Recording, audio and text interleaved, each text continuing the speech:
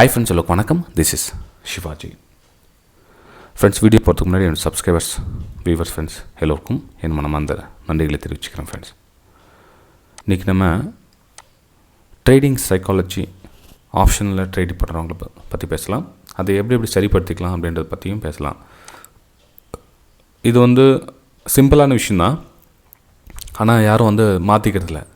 எந்த ஒரு விஷயத்தையும் நம்ம ஒரு 30 டைம் இல்லை 40 டைம், ஒரு 40 டைம் ரெகுலராக பண்ணிட்டோம்னா அதுக்கு நம்ம ப்ராக்டிஸ் ஆகிடுவோம். ஆனால் இந்த 40 டைம் 30 டைம் பண்ணுறது யாரும் பண்ணுறது கிடையாது. மேபி ஒரு டைம் 2 டைம் அதை எக்ஸிக்யூட் பண்ணிட்டு அதை அப்படியே விட்ரா பண்ணிக்குவாங்க, வேறு இடத்துக்கு போயிடுவாங்க.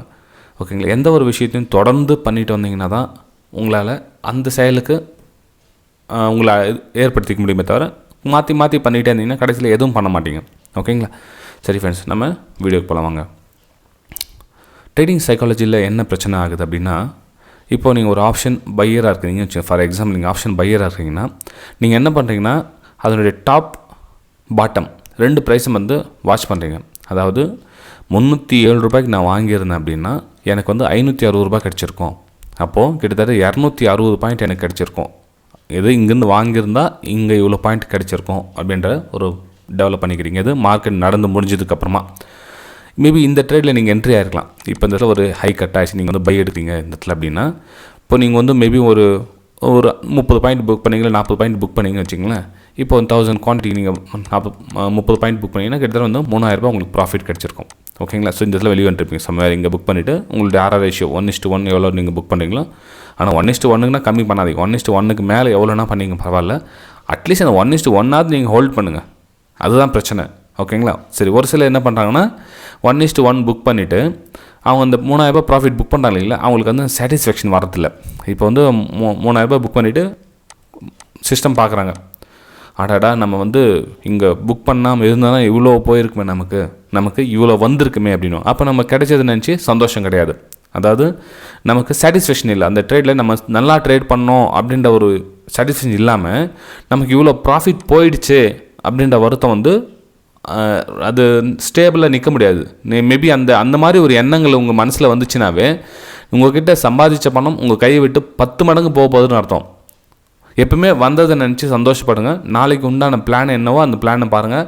எப்பவுமே ஃபுல் மார்க்கெட்டை நீ ட்ரை பண்ணணும்னு நினைக்காதீங்க. இந்த 350 பாயிண்ட் 300 பாயிண்ட் ஃபுல்லாக கேட்ச் பண்ணணும்னு நினைக்காதீங்க. இந்த 350 300 பாயிண்ட்டை யாராலையும் கேட்ச் பண்ண முடியாது ஃப்ரெண்ட். நீங்களில் எப்பேற்பட்ட பெரிய கும்பனால் கூட அந்த ஃபுல் இதுவே கேட்ச் பண்ண முடியாது. மேலே ஒரு 20%, கீழே ஒரு 20% எல்லாரும் விட்ரா கண்டிப்பாக முடியாது. இந்த மிடில் ஜோன் கேட்ச் பண்ண முடியுமே தவிர இந்த டாப்பையும் இந்த பாட்டையும் நான் ஃபுல்லாக ட்ரேட் பண்ணுவேன் அப்படின்றவங்க யாரும் கிடையாது மார்க்கெட்டில். அதையும் நீங்கள் புரிஞ்சுங்க. நீங்களும் அந்த ஜோனில் தான் இருக்கிறீங்க அப்படின்றத தெரிஞ்சுங்க. மேபி உங்களுடைய லெவல் கொஞ்சம் கொஞ்சமாக இன்க்ரீஸ் பண்ணலாம். அது உங்களுக்கு சொல்கிறேன். நெக்ஸ்ட் வீடியோவில் எப்படி நம்ம இன்க்ரீஸ் பண்ணலாம் அப்படின்றதையும் சொல்கிறேன் உங்களுக்கு. ஓகேங்களா? ஸோ இப்போ என்ன ஆகுதுன்னா, இந்த ப்ராஃபிட் போச்சே அப்படின்ற ஒரு பெருங்கவலை தொட்டிகிட்டே இருக்கும்.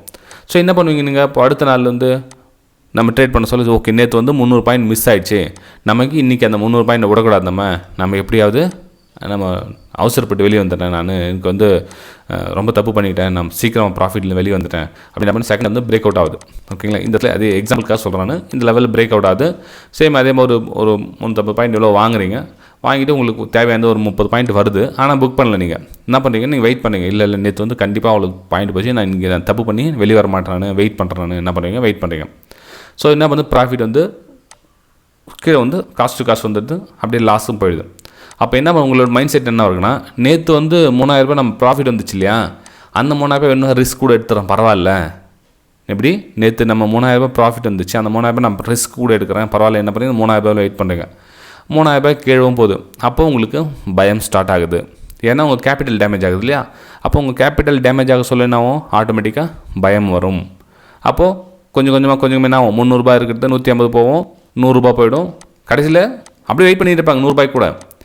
ஆப்ஷன் பையர்ஸ் பொறுத்தவரை என்ன பண்ணுவாங்கன்னா, நிறைய பேர் ப்ராஃபிட் வர சொல்ல பயப்படுறாங்க, லாஸ் ஆக சொல்ல எந்த பயமும் கிடையாது. நம்ம இன்னும் பெரிய லாட் லக்பதி மாதிரி பார்க்கலாம் எவ்வளோதான் பார்த்துக்கலாம் அப்படின்வாங்க. ஆனால் ப்ராஃபிட் சொல்ல கொஞ்சத்தில் வெளியே வந்துடுவாங்க.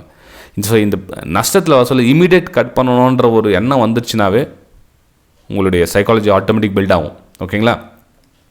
அதுக்கப்புறம் இன்னொரு விஷயம் பாருங்கள், ஆப்ஷன் பையிங்கில் திரும்ப காஸ்ட் வர சொல்லும் நிறைய பேர் வெளியே வந்துடுவாங்க. அதுதான் இருக்கிறது பிரச்சனை. இப்போது ஒரு 350 ரூபாய் வாங்கினாங்கன்னா ப்ரைஸ் வந்து கீழே போயிடுச்சு, கீழே போயிட்டு திரும்ப வந்து ரிகவர் ஆகிட்டு 350 வருதுன்னா அப்பாடா நம்ம காசு வெளியே வந்துடுச்சு, நம்ம வெளியே வந்துடலாம் போதுண்டா சாமி அப்படி என்ன பண்ணுவாங்க, வெளியே வருவாங்க. ஆக்சுவலி அதுக்கப்புறம் தான் வந்து அது 380 400 அப்படி போகும். இது ஸ்டாக்ஸ்க்கும் பொருந்தும், ஆப்ஷனும் சொல்ல வரல. எதுக்காக இருந்தாலும் ஒரு ப்ரைஸு நீங்கள் நல்லா தேர்ந்தெடுத்துட்டீங்க, நீங்கள் ஒரு பிரேக் அவுட்டில் பை எடுக்கிறீங்க, ரீடெஸ்ட் பண்ண கீழே போதோ மேலே போதோ தெரியாது. ஆனால் நீங்கள் எந்த இடத்துல எடுத்தீங்கன்னு தெரியாது. ஃபஸ்ட்டு ஆப்ஷனில் எடுக்கிறவங்க டைம் ப்ரீமியம் உங்களுக்கு கம்மியாக டைமிங் வேல்யூ கம்மியாக உங்களுக்கு மார்ஜின் கம்மியாகிட்டு இருக்கும், அது ப்ரீமியம் தொகை கம்மியாகிட்டு இருக்கும் உங்களுக்கு. ஸோ ஆப்ஷனை பற்றி வேறு, ஸ்டாக்ஸில் வேறு. ஆப்ஷனில் பொறுத்தவரை இமீடியட் ப்ராஃபிட் புக் பண்ணிவிட்டு வெளியே வந்துடணும். அதுக்கப்புறம் நெக்ஸ்ட் ஸ்க்ரீனை பார்க்குறேன், அதை பார்க்குறேன், இதை பார்க்குறேன்னா வந்த ப்ராஃபிட்டும் போவோம், புதுசாக ட்ரேடு பண்ண வைக்கும் லாஜிக்கே இல்லாமல்.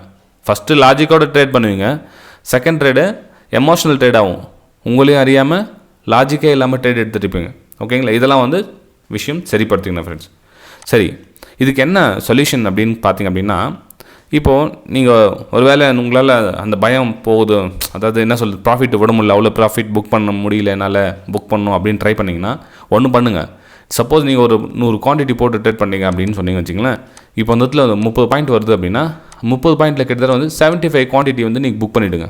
இது அந்த 30-40 எங்கே 1:1 நீங்கள் உங்களுக்கு ரிஸ்க் ரேஷியோ எவ்வளோ வருதோ அது வந்து 1:1க்கு புக் பண்ணிவிடுங்க. மிச்சம் இருக்கிற 25 குவான்டிட்டியை நீங்கள் எங்கே காஸ்ட் டு காஸ்ட் வாங்கினீங்களோ அங்கே எடுத்து வச்சுருங்க. ஒருவேளை மார்க்கெட் கீழே வந்தால் கூட அந்த 25 பாயிண்ட் எஸ்எல் இருக்கும், மிச்சம் உங்களுக்கு 75% குவான்டிட்டியை ப்ராஃபிட் புக் பண்ணிருப்பீங்க. அப்போ ஓவரால் நீங்கள் ப்ராஃபிட்டில் இருப்பீங்க. ஓகேங்களா? ஸோ இதை வந்து நீங்கள் தொடர்ந்து பண்ணணும், ஏதோ ஒரு நாள் பண்ணிவிட்டு விட்டுறக்கூடாது. தொடர்ந்து இதே மாதிரி பண்ணிங்கன்னா தான் உங்களுக்கு நீங்கள் ப்ராஃபிட் சைடு நிற்பீங்களே தவிர, இல்லை நான் வந்து இது மாதிரி பண்ண முடியலனால அப்படின்னா கடைசியில் உங்களால் ப்ராஃபிட்டபுளாக வர முடியாது. கொஞ்சம் கொஞ்சமாக கஷ்டமாக தான் இருக்கும். மேபி உங்களுக்கு ஸ்டார்டிங்கில் அந்த பிரேக் அவுட்டில் எங்கேருந்து எந்த மாதிரி ட்ரேட் நீங்கள் பண்ணுறீங்கன்னு தெரியாது. உங்களுடைய உங்களுடைய ஸ்ட்ராட்டஜி கரெக்டாக இருந்தது அப்படின்னா இந்த ரூல்ஸை ஃபாலோ பண்ணுங்கள். தொடர்ந்து படிப்படியாக உங்களுடைய ப்ராஃபிட் ஜோனை நீங்கள் பார்ப்பீங்க. ஓகேங்களா? இல்லை நான் வந்து குவான்டிட்டி கம்மி பண்ணுறேன், எனக்கு 50 லாட் தான் பண்ணுறேன் அப்படின்னா okay, 50 lot 25 quantity first book பண்ணிவிடுங்க. 25 கீழே வர சொல்லி லைட்டாக ப்ராஃபிட்டில் மாடிஃபிகேஷன் பண்ணிங்க. இப்போ வாங்கின இடத்துல ஒரு 5 பாயிண்ட் 10 பாயிண்ட் மேலே வச்சுங்க, மேலே வச்சுட்டு உங்களுடைய எஸ்எல்லை கட் பண்ணிங்க.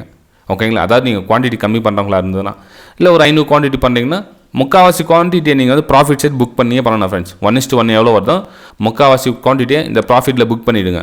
மிச்சம் இருக்கிற 25% தான் நீங்கள் ரிஸ்க் எடுக்கிறமே தவிர டோட்டல் அமௌண்ட்லேயே நீங்கள் ரிஸ்க் எடுக்காதீங்க. ஓகேங்களா ஃப்ரெண்ட்ஸ்? வீடியோ பிடிச்சா மறக்காமல் லைக் பண்ணுங்கள், சப்ஸ்கிரைப் பண்ணுங்கள், ஷேர் பண்ணுங்கள். நம்ம அடுத்த வீடியோ சந்திக்கலாம். Bye friends.